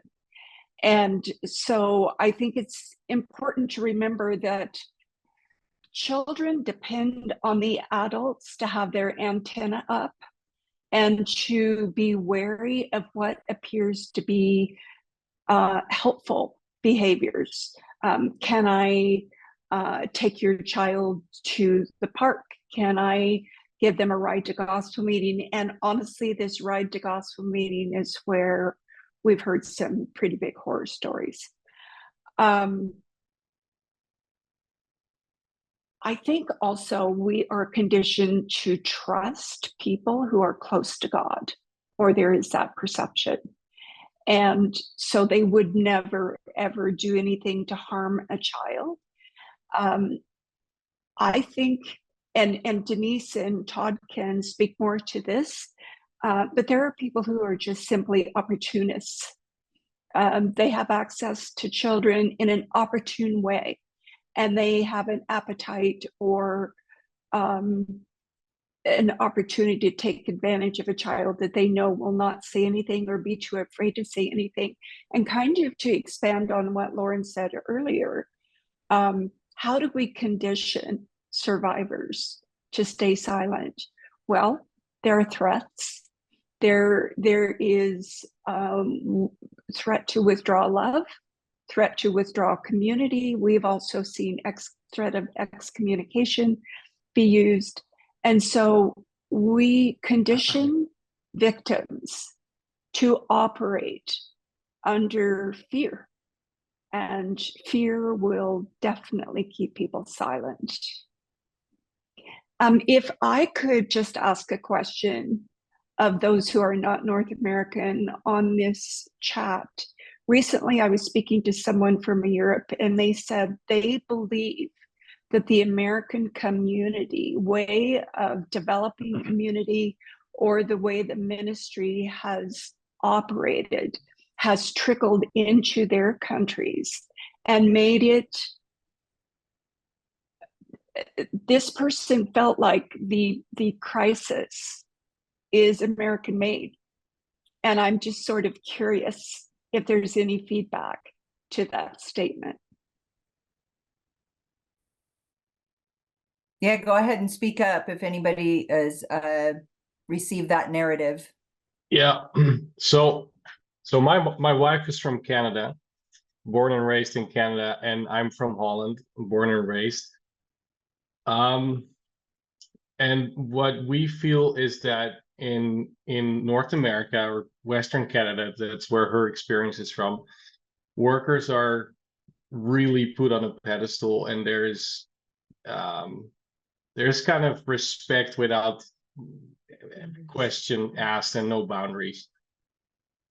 And so my experience in the way I was raised, I do, like, we definitely respected workers, but it's a different level of respect, and it's not as extreme as in North America. That's what I would say.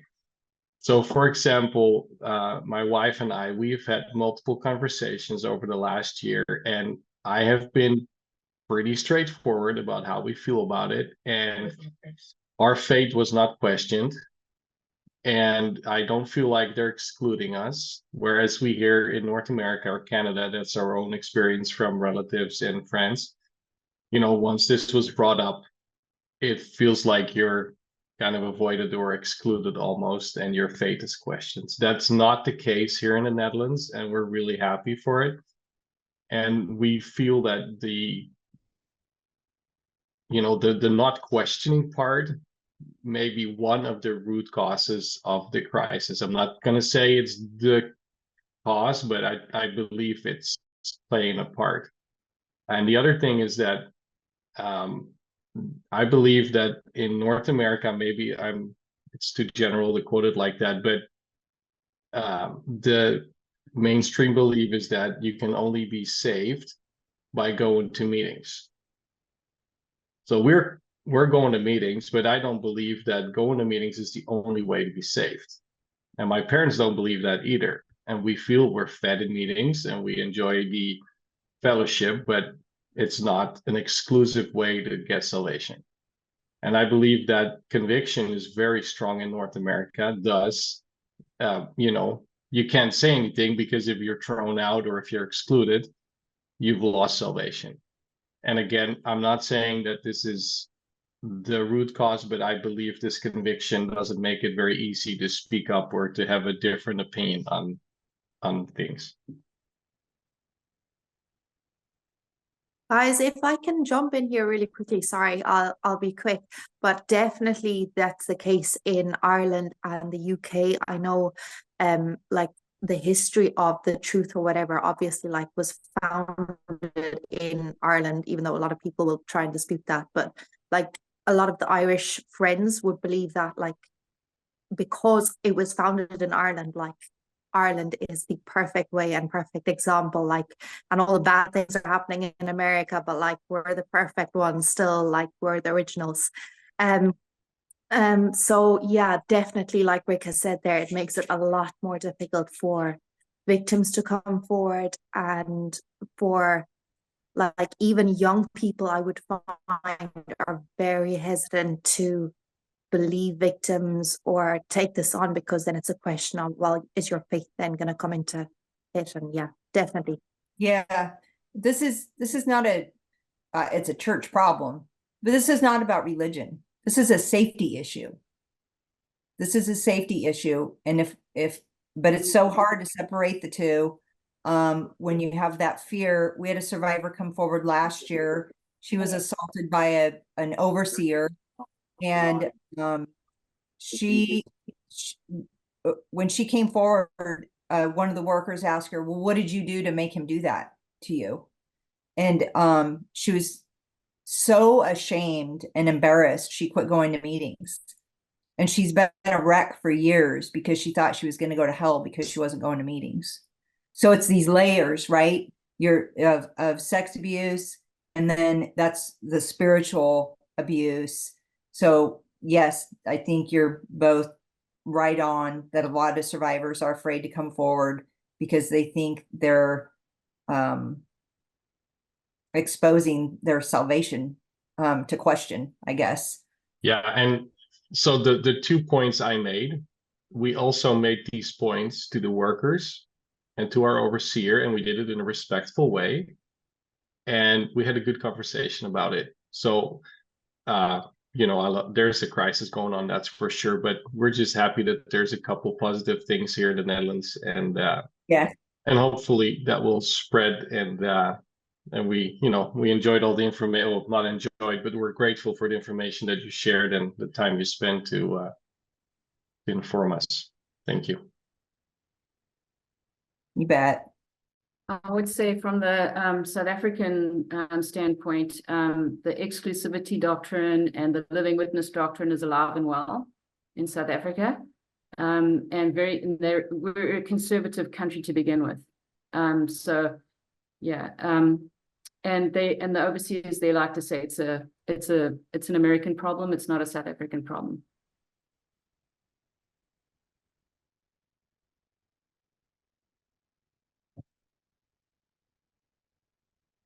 It's gaslighting.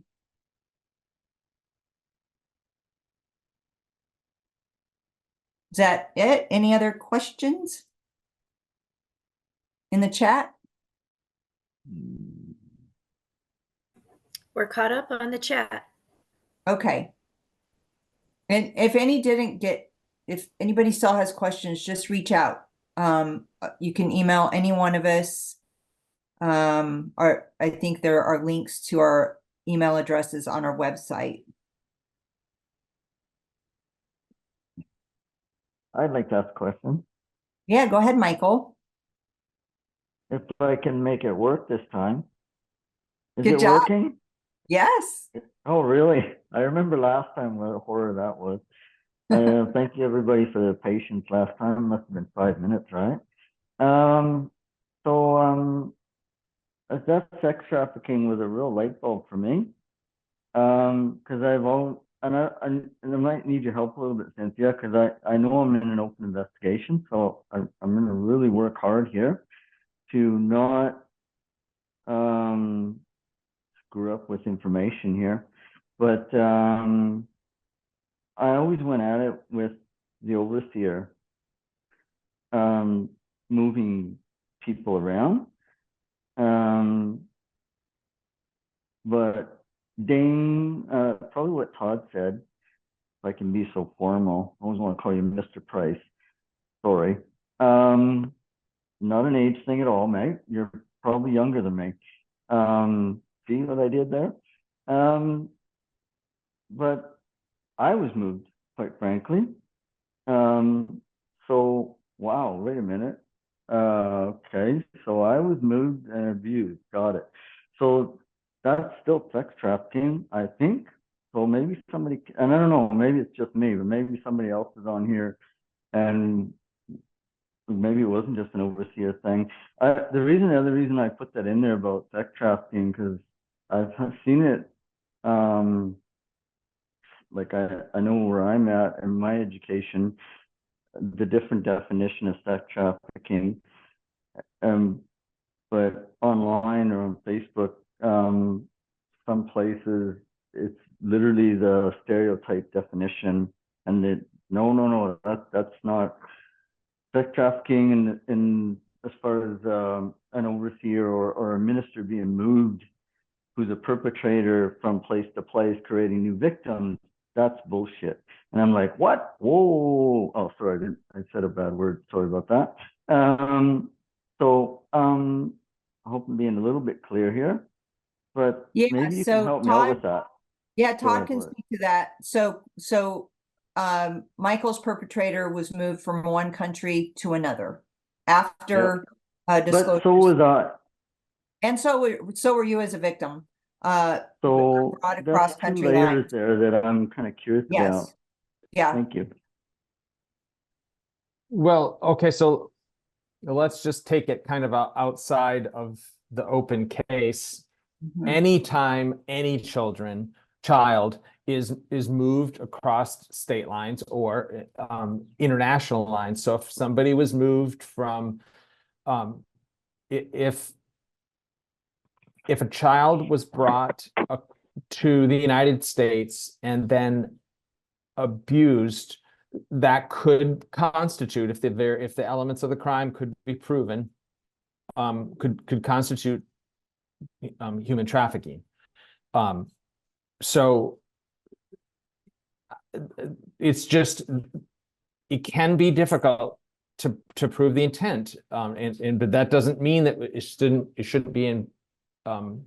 be reported. It should absolutely be reported, and then let law enforcement in the United States. There'll be a United States attorney who will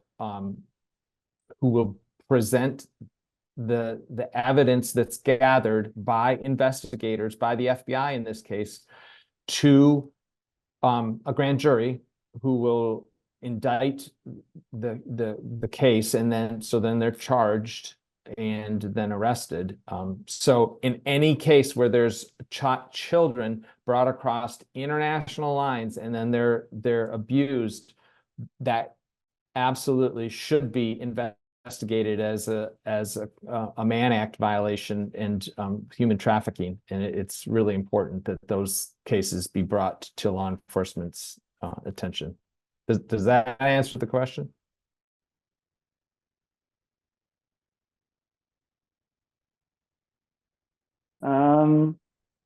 So what I'm hearing you say is that was not really, well, maybe I'm just not clear. So would it, if somebody moves someone for the purpose, because I didn't mean to make it about me, by the way. If someone is moved, because I see when a overseer moves a minister who is, like, as it was said, to avoid persecution, that's sex trafficking, because that creates more victims, and that was clear to me. Mm-hmm. If someone moves someone for the purpose of using that individual, whether it's a child or an adult, for their own, to use religious speak, for the purpose of satisfying their own flesh. There, how did I do, eh? Am I ready for the pulpit? Sorry, I don't mean to be so stupid about it, but that's really that's another form of sex trafficking to me. So am I clear on that? Is that both? You are clear on that. That's what you've just described is true in both cases. So it's when either a victim or a perpetrator travels in interstate, then there's an element of, I mean, it's illegal to travel. Okay, so in the United States, and this is widely known, pedophiles travel to Thailand, because Thailand is a very there lots of perpetrators travel to Thailand and to engage in illegal acts in that country.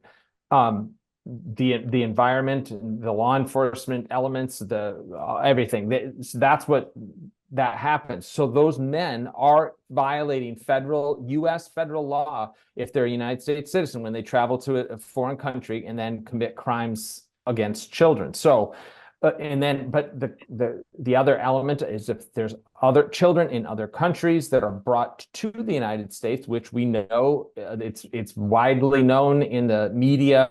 The southern border in the United States is their children being brought across the border and then are subject to horrific abuses.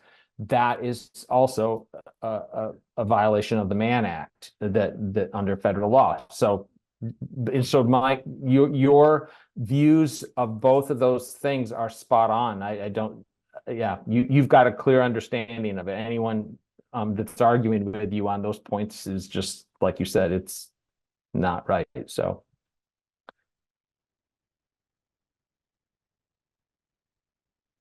I just want to say thank you very much for caring.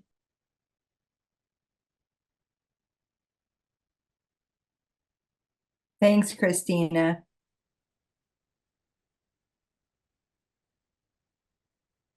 I'd like to say thank you, Michael, for all your bravery, and you're a brave man, and I really respect you.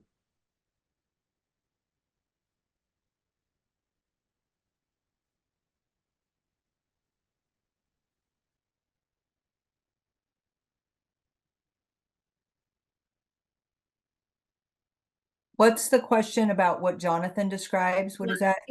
It's about moving women workers so that they're available for sexual services. Don't know.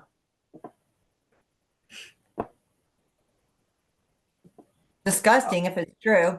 Yeah, it would. I'll tell you though, to investigate that, to charge it, it's going to take some of those workers coming forward and disclosing that horrific abuse. It would take some of them to come forward. I don't think that's happened yet. So.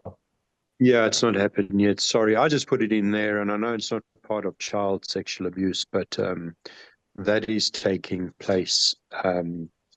And specifically, there has been workers' sex rings identified, and this sort of stuff goes on, but it will still take time. Yeah. Have you reported to the FBI?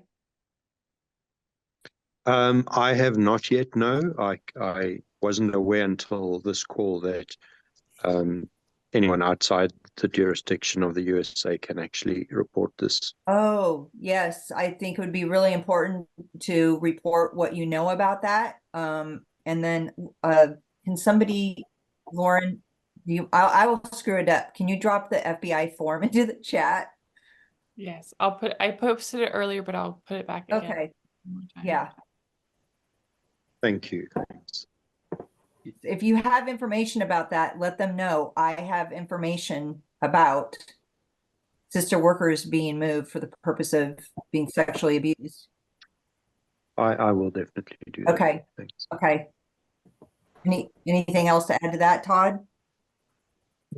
I would say report what you know. Yeah, don't self-filter. Report it to the FBI, even if it occurs internationally, just so that the FBI can have a complete picture of the possible crimes. I would say and ask you to please report that.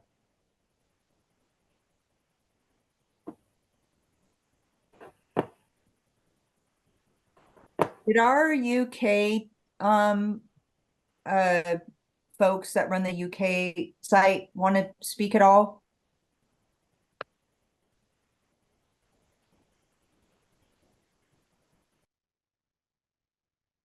I think some of them are on here. Sorry, yeah, oh no, I am here. I clicked the wrong button and didn't get to unmute. So the group that we started was sort of a collaborative effort with a whole bunch of us, and the focus, I think, is slightly different than what Rona had in her initial layout of the South African group. Yeah, more as a can you call it an incentive to bring people out of the woodwork, whereas what we've tried to focus on in the UK, I think partially because the culture of the country is slightly different and people are a lot more mute in the UK and maybe in Ireland too.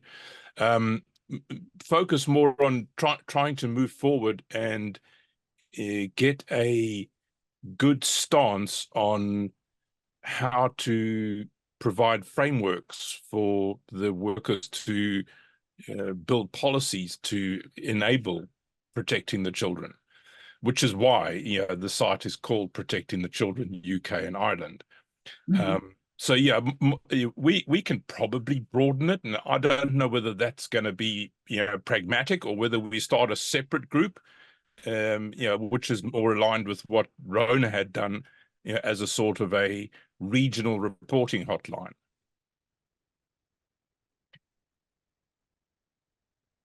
I mean, Rona, you can speak to that if you want.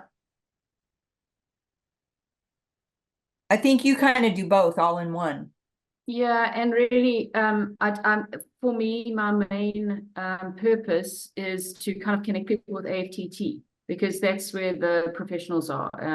So whether it's like my main objectives for starting my group, I would say, would be to connect victims with therapy, and help them to access therapy through AFTT, which is why I've got the submission forms there. And my other objective is to try to bring some accountability to PERPs. And one of the reasons for doing that is to try to mitigate the risk for future harm, for future victims. And so, yeah, I guess, and all of it is just really to provide a link with the professionals with AFTT, because we are by no means professional, but we maybe have, we can be like a bridge between the South Africans and AFTT. I think that's really what the purpose of my group is to try to connect people with the help they need. Yep. And then you're also trying to hold the ministry accountable as well with your letters and your communications. Absolutely. Yeah. Yeah. And I'm sure that Rona's a lot more professional than what I have been. Rona's letters? Definitely not, Les. Leslie, would you post your link? All the big words.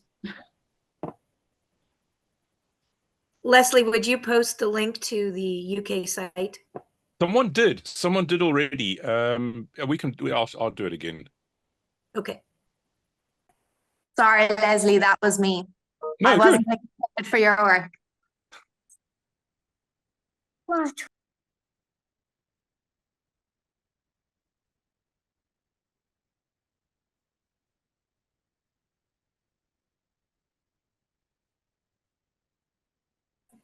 We're caught up in the chat. Great. I hope it's been beneficial for everyone.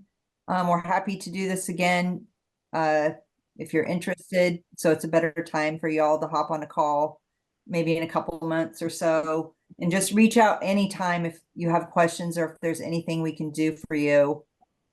We want to offer help to the survivors if we can. Go ahead, Lauren.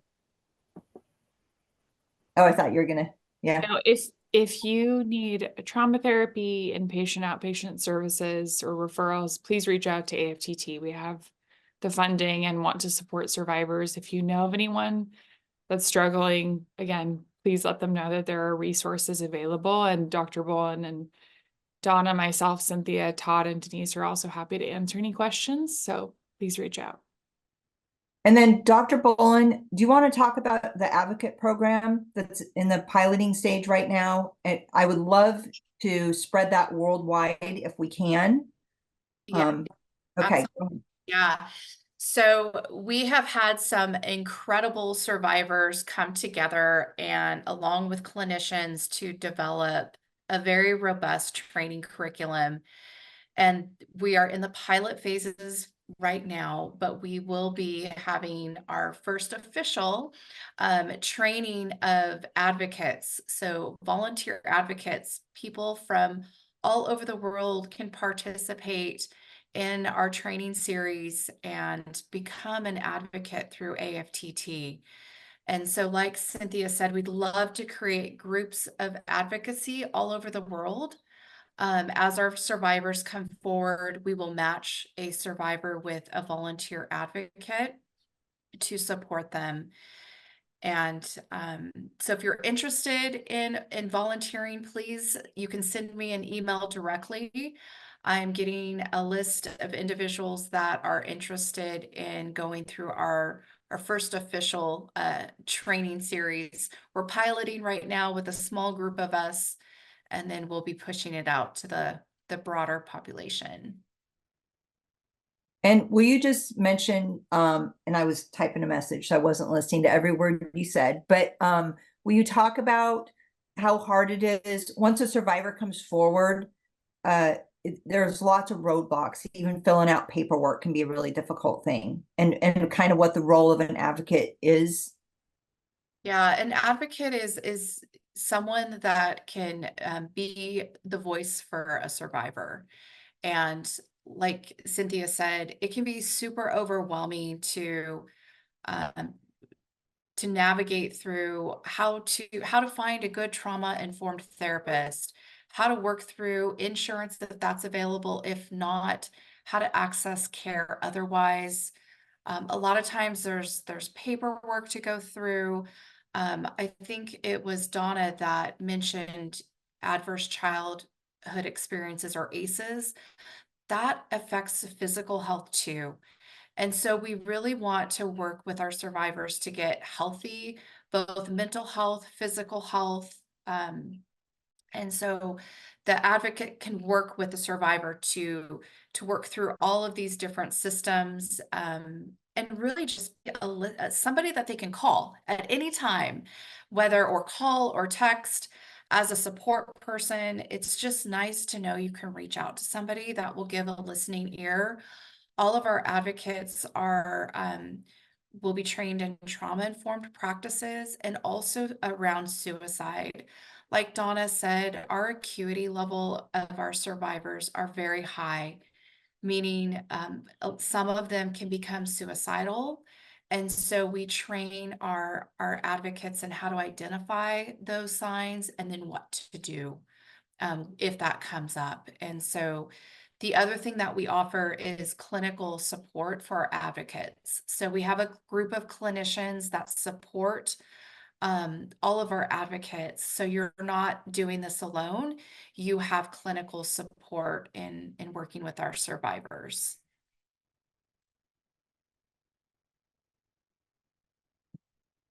And if I missed anything, Donna, jump in, or Lauren.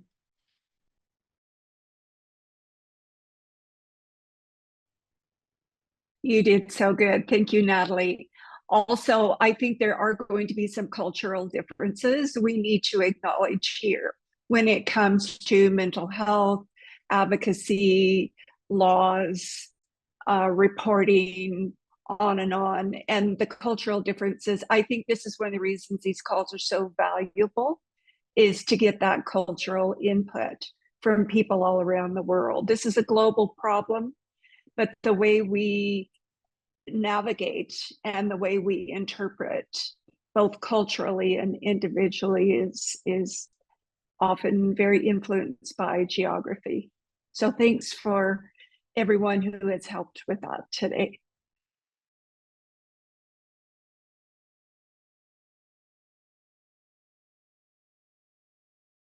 Thank you everyone for attending. Really appreciate your time, and please reach out if you have any questions.